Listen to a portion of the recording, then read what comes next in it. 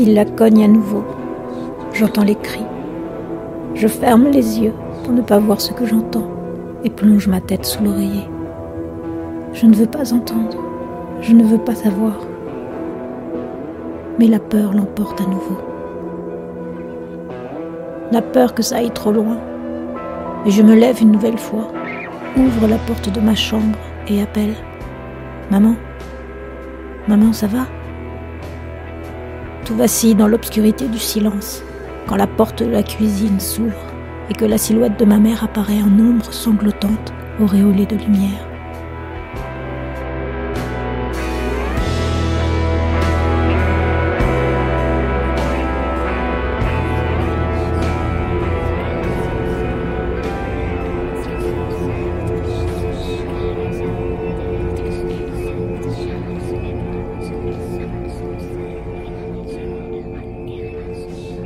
Aujourd'hui, j'ai levé une chaise pour en frapper mon père. D'abord, il n'a pas su quoi faire, mais très vite ses mâchoires se sont serrées comme un étau et son poing est parti. J'ai mal à la mâchoire. J'ai dit à l'école que j'étais tombée de vélo. Les coups de ceinture, je n'en veux plus. Les coups de poing, je n'en veux plus. Les cris, je n'en veux plus. La peur, je n'en veux plus. Je jure que cela ne se reproduira pas. Je vais l'éviter.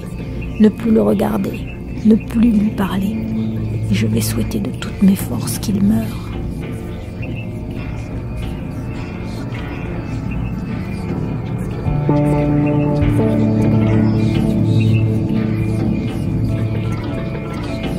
L'enfant cultive sa haine et sa colère. Dans la cour d'école, elle joue à être un garçon. Et ce sont le foot, la bagarre, la compétition qui l'enivre. Elle aime déchirer ses robes, ronger les bijoux que sa mère voudrait qu'elle porte.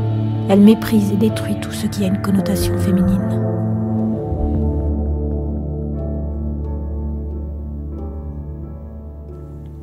Depuis que je l'ai mordu jusqu'au sang, il est plus calme. Ce jour-là, il criait encore contre nous et ses poings étaient serrés. J'avais peur qu'il ne me frappe, alors j'ai levé à nouveau une chaise contre lui.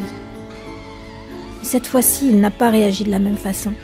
Ma haine devait être visible. Il m'a regardé avec de grands yeux tristes, ce regard qui me fait si mal. Plus tard, dans l'après-midi, il est venu me voir dans la chambre. Je lisais sur le lit.